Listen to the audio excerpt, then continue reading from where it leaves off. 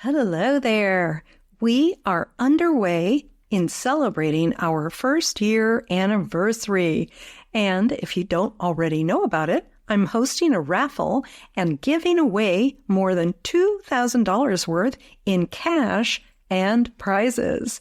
So if you or a friend have access to an Apple product, you can enter to win. For the complete details, go to sayyesToYourSoulPodcast.com. All right, here we go with another soulful episode. Ooh, I just got chills. That's a beautiful way to think about it. Right? The cake is really what gives us the satisfaction. Icing's great, but you can only have so much. True. Just a little bit too much and you start to feel kind of sick. So Exactly. All right. I want to just unpack this a little bit because you said a couple awesome things. Hi there. My name is Tessa Lynne Alburn. Welcome to Say Yes to Your Soul. This is where we're going to talk about how you can get past your spiritual plateaus, raise your feminine energy, and express your true self with sparkle. Hello there. I'm so delighted to have another luminous guest with us today. She is so ultra feminine and soft and wise and intelligent. I think you're really going to like her vibe. Her name is Grier Cooper, and she's been teaching and practicing meditation and mindfulness for more than 25 years.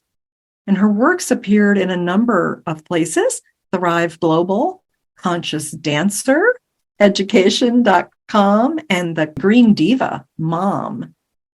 She is passionate about helping women to reclaim their inner peace, power, and joy so they can live their best lives. And she's a former professional ballet dancer, which is where she gets so much of that grace. She's a mother and a nature geek who loves travel and chocolate. Who wouldn't like a woman like that? Okay, so Grier, I want to welcome you today. hi, Tessa. Thank you. And thank you so much for having me. It's a pleasure to be here. You are welcome. I'm so happy that we've been getting to know each other the last few months, and I'm just super excited that you're here. I know that you've got some amazing things to share with my women about accessing peace, right? And getting out of anxiety and things like that. And also, of course, this was what you're doing to help people with that is a big part of your story. So I just want to invite you to feel free to jump in where you want to. Okay, thank you. Mm-hmm. What part of your life would you like to begin sharing with us, your soul journey? Well, I guess for me, it's sort of looking at where I am now so that we get an idea of where I came from. And what I can say is the work that I share these days has been the path that I've walked. And I feel so grateful that I'm able to live a life where I feel relaxed and peaceful and connected to a sense of ease and flow and joy. But it wasn't always that way for me. Years ago, I was going through a very difficult, painful divorce and adapting to life as a single working parent. And I felt stressed and anxious and exhausted much of the time. And I started to have health issues, and I was also suffering panic attacks. And at that point, it had really come to a place where I knew I had to take steps to help myself and to feel better, not just for myself, but for my daughter as well. And so I really immersed myself into learning tools and practices that helped me feel better. And I discovered a very simple, profound process to access and maintain feelings of deep inner peace. And it wasn't long before I realized I could stay in that place, and it didn't matter what was going on around me. And I feel incredibly blessed to now be able to share these things with other women so that they can really rise to be the relaxed and confident and self-assured women that they were born to be. Oh my gosh, I'm just thinking to myself, how can we bottle that? Yeah. Okay. Well, I can hardly wait. And I know so many of my ladies are really going to be excited to know how they can access peace and do it easily, right? Like, and be able to access it whenever things are, whatever is happening. Right. You know, panic attacks are no small thing. What was that experience like for you when you were having that panic attack? Can you describe that for us? Sometimes terrifying. It was happening to me sometimes when I was driving, so I didn't feel safe.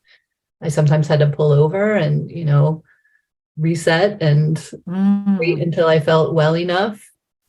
And, you kind of feel like life is spiraling out of control. And yeah, like the rug is pulled out from under your feet. And, I'm sure people can relate. Whenever we feel stressed or anxious, we get that kind of tight, trapped feeling. Yes. And so for you, was this just like because of the divorce, or was it because you'd had like earlier life trauma or something that kind of, set the stage? I would say it was both. I had earlier life trauma. I grew up in an alcoholic family where there was a lot of verbal abuse, and I didn't feel heard, and I felt shut down a lot of the time. But that had kind of been on a back burner. That was when I was a kid.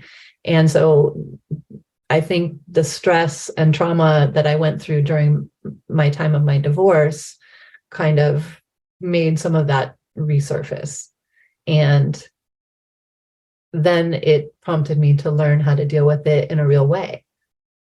Whereas before, I think I had just sort of packed it in a suitcase. Oh my gosh, I just can't even, it's really hard to picture like how scary that would be to seeing issues. Yeah. So I really can't even imagine like how frightening, how scary that would have been to be a mother, right, of a young girl, and to be having panic attacks, which by their very nature, they just show up whenever they show up, right? And that feeling of just being out of control, that must have been really intense for you. It was. Being a parent, you feel especially prompted to stay alive for your child. And sometimes panic attacks feel like you do feel like you're going to die. And that just wasn't an option. I knew that my daughter needed me. So sometimes I think that sort of intensified the feelings. Absolutely. That would make a lot of sense. Mm-hmm. So what helped you? Like, how did you start to move through that? You knew somehow you needed help or support. What did you do? Yeah, well, I had been meditating for many, many years at that point already. And I decided actually to sign up for a retreat. And during the retreat, I had a week of silence. We didn't speak at all. We turned off all outside forces, no phones, no TVs, no social media. And I dove into all these different practices and tools that filled the day.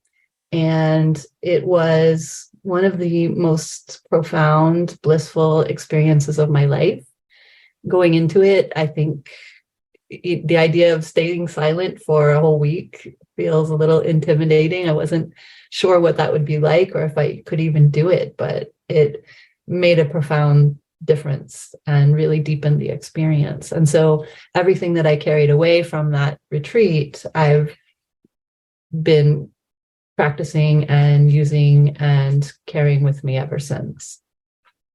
That's amazing. I'm sorry that you had to go through that frightening experience, but I'm really glad you were able to harness the gifts of the practices and the tools and all that you went through.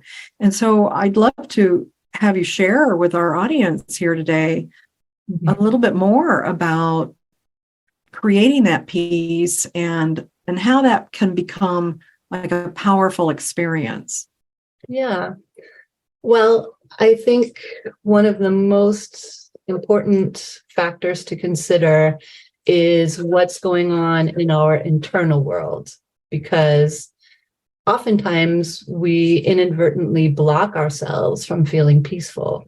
So getting in touch with our internal process, understanding how that works, is really the first key. And when we can start to become aware of what's going on, then we can start to shift it and make changes for ourselves. So I would say noticing and building awareness is always the first key. And, this is such a big thing. I know a lot of people have heard, when you're doing kind of a self-growth journey, that awareness is a part of things. But one of the things that I notice with my clients is it's almost like they're built to, or programmed to, push away the awareness, right? Push it away, can't deal with it, don't know how to deal with it. And it's very unconscious, right? They're not trying to not deal with something. They want to just like be able to deal with life and handle life and keep going. But the programming or the pattern is to not be aware. So you're saying, wait a second, the first thing you really need to do is just say, I want to become aware. I need to become aware. Right. Well, I think as women, we wear a lot of hats. We have a lot of responsibilities. And we're also still living in an era when we aren't really treated as equals, and maybe we don't look at ourselves as equals. And so we tend to put our own needs and our own inner promptings aside to be in service to others. And so when we are able to prioritize not only being aware of what's going on within us, but cultivating a relationship with our inner world, with ourselves, with who we truly are, then we can really start to shift and own our power. Absolutely. I love that, Grier. You mentioned this word prioritizing. I think it's really, really important because so many women's identities, like you say, are about, they become like being of service to others, like to our families or friends or to work or the world, whether it's, some volunteer organization, it doesn't matter. Right. And the identity then becomes mixed in too strongly with needing to be of service. Right. And so there's like this peeling back, right? Like peeling back the identity and saying, wait a second, where am I in all of this? And starting to reclaim that, the authentic self, I think is what you said, which is amazing. Right. Well, I mean, it's not just where am I, it's who am I and what is important to me and what is my soul telling me. And we have to get quiet and still in order to hear that voice, because it's much quieter than a lot of other things around us, and especially all of the noise that we're surrounded with all the time. Yes.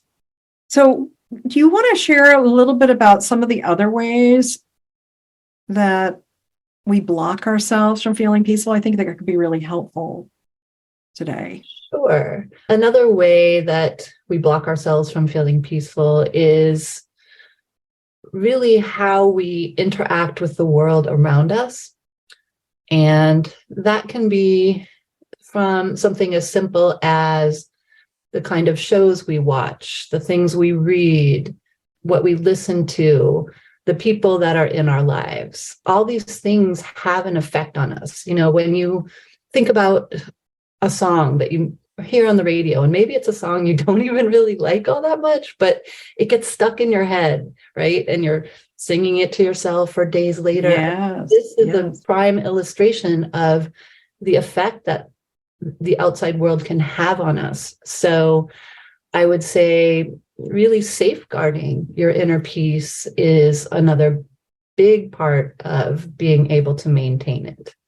So filtering, and also maybe shutting down things so that we're not overstimulated. That's something else that's going on a lot these days now that we have cell phones and things are pinging and emails are coming and things are going on all day long. And how much is enough and how much is too much? And where do we draw that line? Yes, I'm sort of laughing to myself because even a couple of minutes ago, I heard a little ping from something. I'm like, wow, how did that even happen? I love this where we're going with this, because the filtering, the shutting down, like, I know that some of my people are like, whoa, I can't do that. I've got to stay connected. There's a fear around that. But then what does it actually mean to start filtering and shutting down in a way that can work for people? Well, I can't tell people what to do. It's a bit of a personal decision. But what I can say is when we're constantly being stimulated, especially by something as simple as cell phone notifications or texts or things like that coming through, it kind of keeps us in a constant state of reactivity. So we always feel like we're disrupted. So we're disrupted from whatever it is we're doing. So our focus is fragmented. And that alone is kind of crazy making, but it also hurts our productivity because then it takes us a while to kind of get the mental gears spinning again and get back to what we were doing. So I would say one of the simplest shifts somebody can make for themselves is to turn everything off when you're doing something important, whether it's work or meal times with family or friends, to just shut it all off. In my day when I was a kid, we didn't even have cell phones. And so if people called and they didn't get a hold of you, they'd call back. So we can always reconnect at a later point when we need to. But to give your nervous system that break it so desperately needs is oh my gosh. Yes, I'm so glad you brought this up, because everything you just said is in the research that I've done and the way that I've worked with people and the results that I've seen from embracing these concepts has been profound.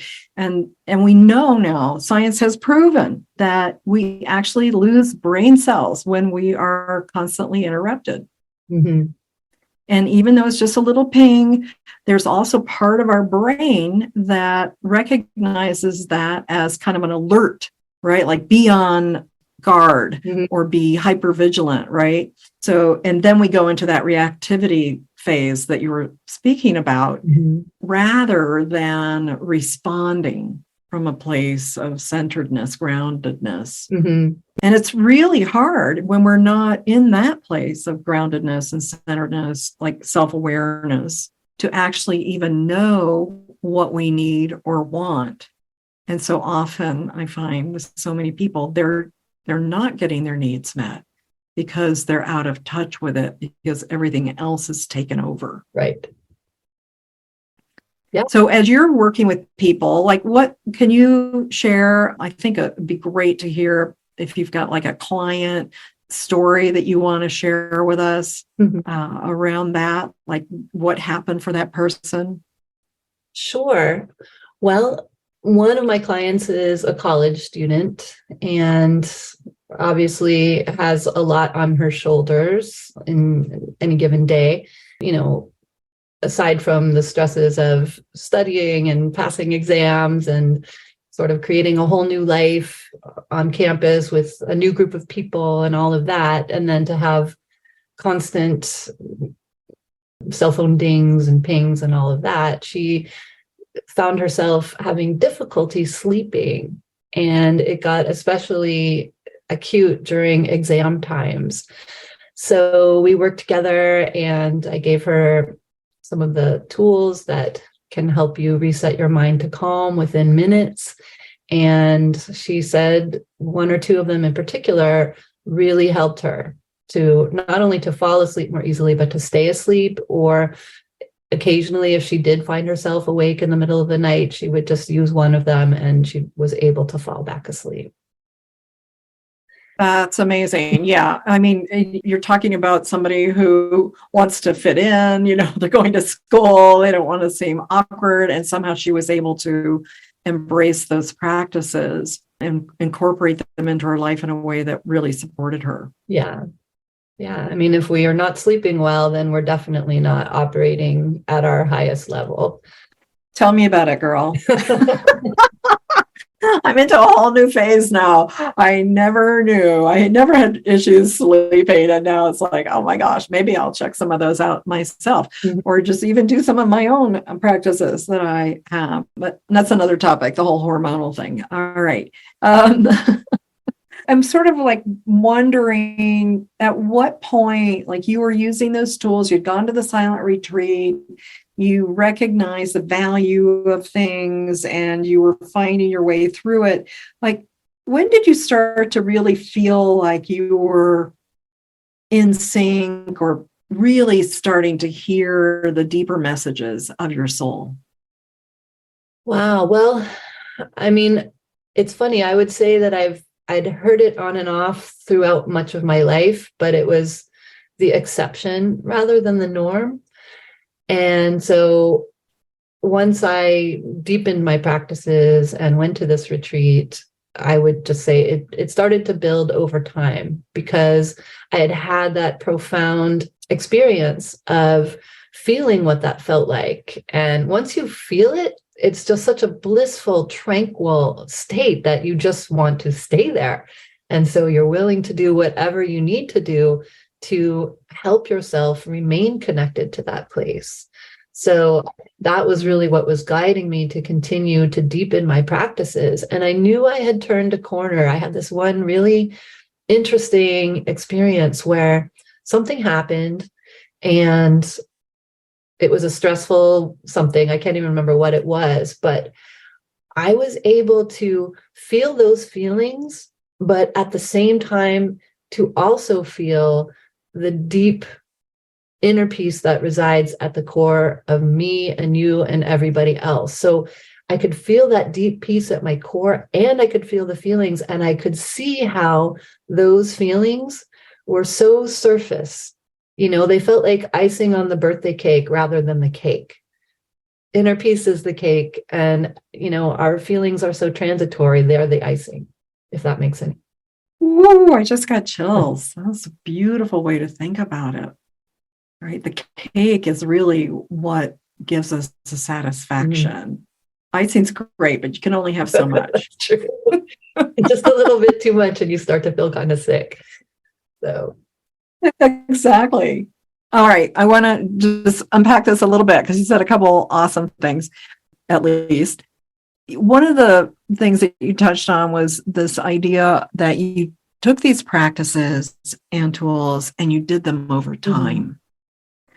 Right. So to me, right away, I'm thinking, okay, so you really dedicated yourself to this. You made it a priority and you committed to it long term. And I think it'd be great if you could share a little bit about that, because so many people have this expectation of themselves that, like, they're going to meditate 3 times or do a tool 3 times and suddenly it's supposed to work. And if it doesn't, they think they're broken and then they give up. So could you speak to that just a little bit? Sure. Yeah. Well, I think we all get excited about trying new things. And some of us are, type A overachievers, or we want to do it all right now. But, it's not like we can just flip a switch and turn it on or off. So my advice is to start with small, specific, and scheduled activities.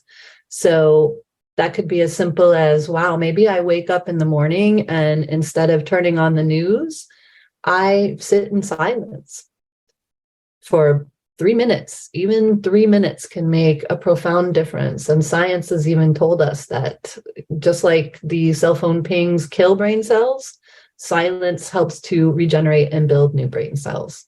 So that's not an undoable thing. 3 minutes every morning. Almost, I can't think of anybody in the world who couldn't do that. Right.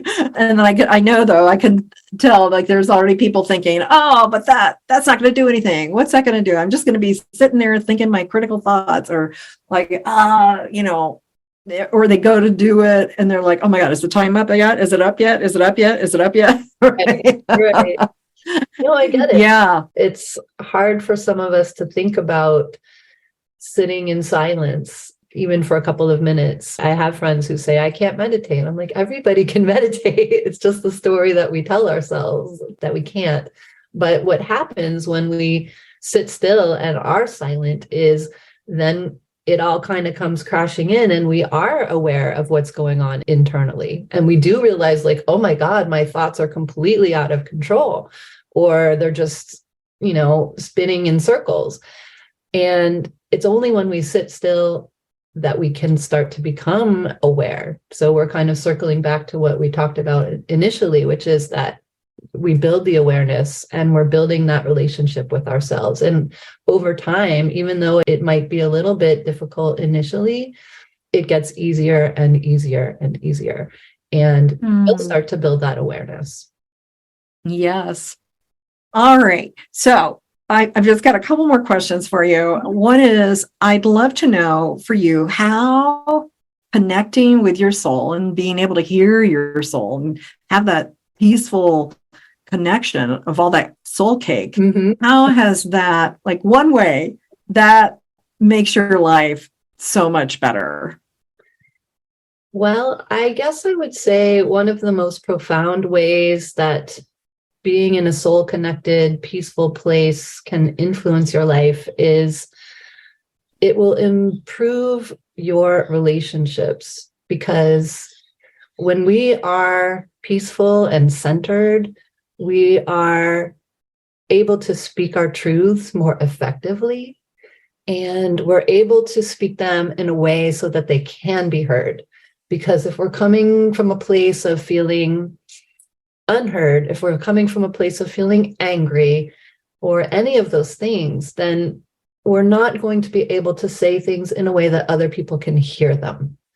So not only will we be able to speak our truths, others will listen, we're at peace, and we're going to impact everybody we interact with. And so naturally, things will just blossom. All right, folks, you heard it today. Soul cake improves relationships. There you have it. And share your cake. Don't just keep it to yourself, That's right. Yes, it's all about the connection, right? Sharing the cake, enjoying it, knowing, and that sense of being heard just is so rewarding, right? It's so nurturing and satisfying. And that doesn't have to be like some one-off experience every decade. No, I mean, I think about it in this way. Maybe you've come across somebody in your life, whether it was a really loving grandparent or maybe a teacher when you were a child, just somebody who was just warm and loving and just such an awesome person that you're just drawn to them. It's magnetic, isn't it? And so if we're able to be at peace within ourselves, then we can be that person who is magnetic, that people are naturally drawn to, that they want to be with. Yes. Beautiful. So, Grier, I know we could probably have like a day-long conversation about the soul and the journey and all of that. But I would love for you to just be able to share one last thing before we go, which would be some kind of tip or key to remaining calm. Sure, I would love to do that. I would say the number one tool that I turn to, no matter what is making me feel off center, is the breath. Because when we feel stressed or anxious, the first thing that happens is the chest gets tight. We're not taking full breaths. And then we feel that kind of reactive, panicked feeling, and that sort of spirals out of control. So the first thing that I would always suggest to people is to use your breath as a tool. Yoga tells us that every time we breathe in, we're taking in oxygen, we're taking in prana. And so if we can just remind ourselves, hey, I'm feeling a little off right now. I'm just going to take a couple minutes here, maybe even go sit somewhere else if you're with others, if you can, but just to sit, close your eyes, and reconnect to your breath. Because when we slow that down and we listen to the sound, our bodies start to relax because we're bringing in oxygen. We're no longer oxygen starved and feeling panicked. And then we can also feel our bodies relaxing. And we're able to then shift things. Like if you think about it, the breath really is the first thing we hear when our hearing develops in the womb. We hear our mother's breathing. And so in that way, your breathing can be a very calming influence. It also kind of sounds like ocean waves. So just to close your eyes, listen to your breath, hear that sound, slow down the breath, bring in the oxygen, and just allow it to reset you. This is so rich. Thank you for that lovely description and reminding people who, or maybe if people haven't heard it for the first time, of the breath, that initial sound. So beautiful. And I love that image of connecting with the mother. We've all had that experience, hearing that in and out. And before we go, I'd love to have you share how people can get in touch with you. And I know you've got something for them as well. So where will they find you, Grier? Well, I would love to have people visit me, and the easiest place to find me is online at my website. It's griercooper.com. And let me just be really clear, right? I want to make sure everybody hears this. It's Grier with an I. So it's Grier,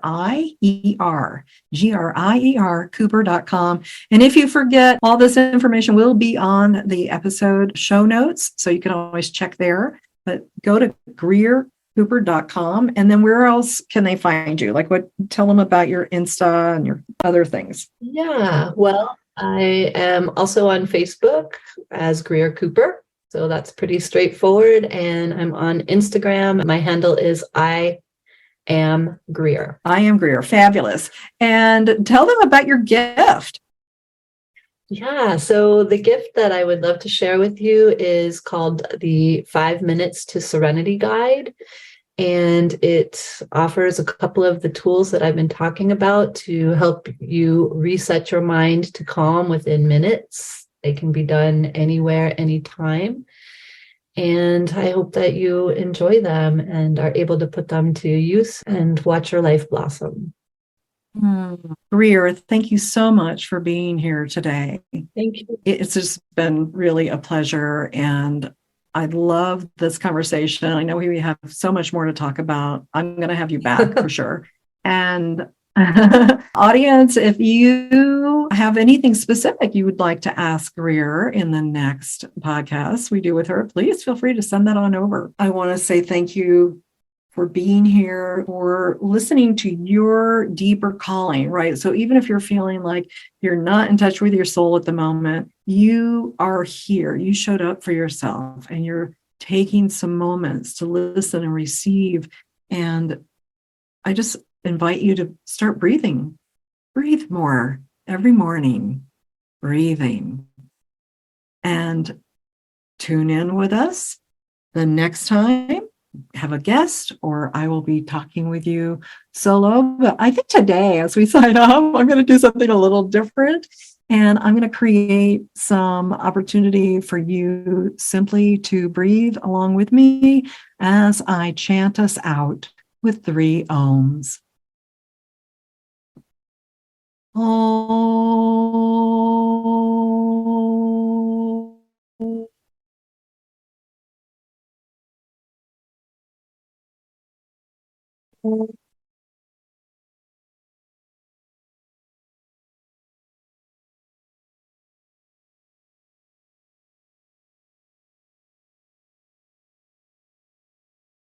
Blessings.